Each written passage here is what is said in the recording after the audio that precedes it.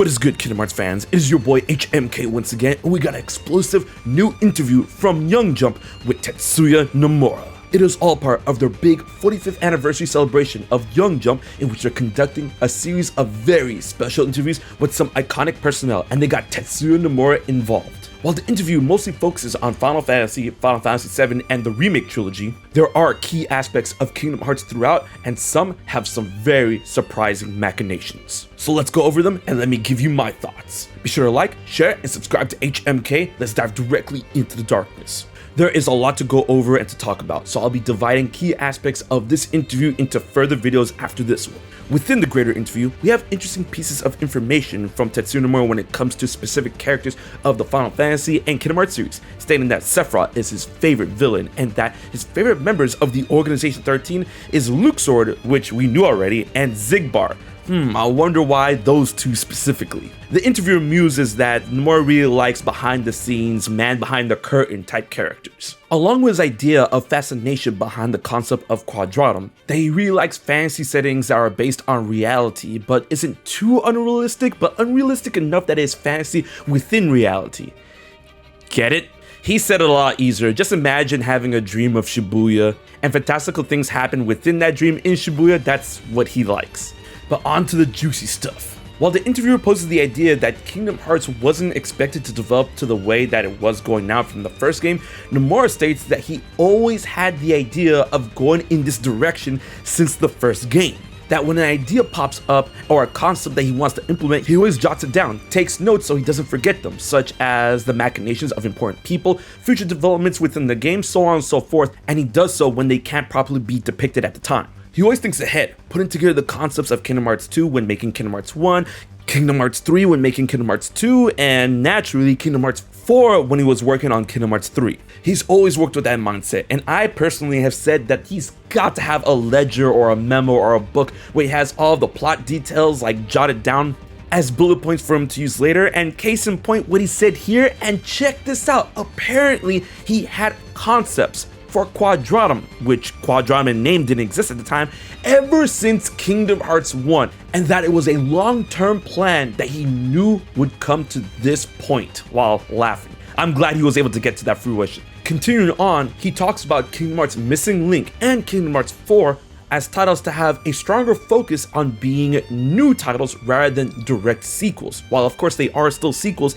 and being part of the Lost Master arc, which takes place after the Dark Seeker arc, they're meant to be more new than anything else. Of course, Kingdom Hearts fans will be able to enjoy those games on a deeper level due to the connections to the previous games, but Kingdom Hearts 4 and Missing Link were meant to be a sort of reset. And no, not a complete story or a complete universe reset, just fresh avenues to explore with their identities being the forefront in mind. With Kingdom Hearts Missing Link focusing on the blank history of the past of Kingdom Hearts, and with Kingdom Hearts 4 being a new saga, a new adventure in mind for Sora, for those that played 3 that understand how Sora ended up how he is, and incorporating the idea of making a game that many new players can enjoy. This is one of the big reasons why Nomura changed the logo of Kingdom Hearts as it is now for Kingdom Hearts 4.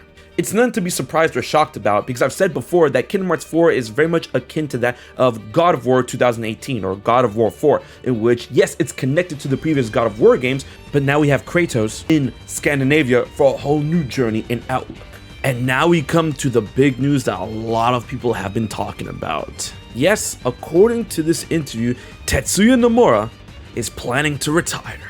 In the final question of the interview, Tetsuya Nomura is asked, do you foresee the end of the Kingdom Hearts series, which has been going on for more than 20 years? And possibly Nomura let this slip, but he stated that he only has a few years left until he retires, stating that he has to decide whether to retire first or finish the series first. But goes on to state that he has now designed Kingdom Hearts 4 with the idea in mind of having a story that will be completed at some point. Now, while this statement is small, there's a lot to unpack here, so let's get right into it. In my opinion, Tetsuya Nomura is one of the greatest minds in modern gaming, and if it's that time that he feels that he needs to retire, I am all for it because he's already given us so much. And while he does say a couple of years, a few years left until he retires, that can mean a lot of different things to a lot of different people. Basically, my general rule of thumb is that it has to be under 10 years for it to be a few years or a couple of years. So it could really be anywhere between that amount of time. Especially considering they would have to finish Final Fantasy VII Remake Part 3 and the Kingdom Hearts series. Now, speaking on that, I've already seen a couple of people wary of the idea that this means that Kingdom Hearts 4 is going to be the last Kingdom Hearts series. That's not what he's saying.